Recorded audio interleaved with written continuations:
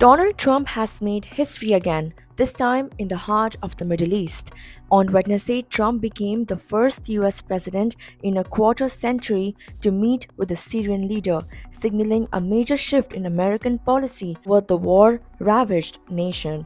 The meeting took place in Riyadh, where Trump is on his first state visit since the start of his second term.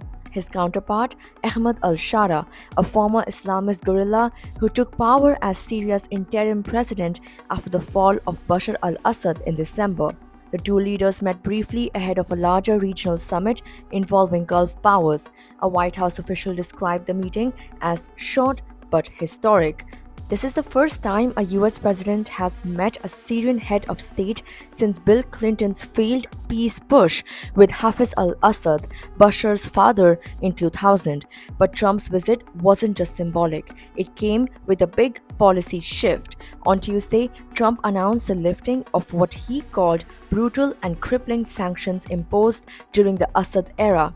These sanctions, long used as leverage against Syria's government, had cut the country off from global finance and blocked post-war reconstruction efforts. Now, Trump says it's time for Syrians to shine, suggesting that easing sanctions would give the people a chance at greatness. The move reportedly came after pressure from Turkey and Saudi Arabia, both of whom back Shara. Celebrations erupted in Damascus, with crowds gathering in Umayyad Square. Huda Qasr, a 33-year-old teacher, called the decision life-changing. She said, and I quote, "The displaced will return, prices will go down, and construction will start again."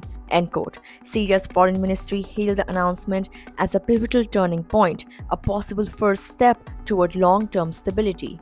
However, Trump stopped short of removing Syria from America's official list of state sponsors of terrorism, a designation in place since 1979 due to Syria's past support for Palestinian militants.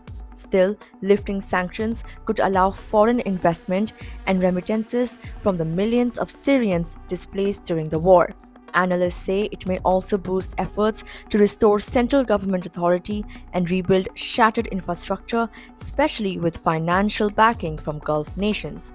Israel, meanwhile, is not convinced. The country has continued airstrikes in Syria even after Assad's ouster and remains wary of any changes under Shara.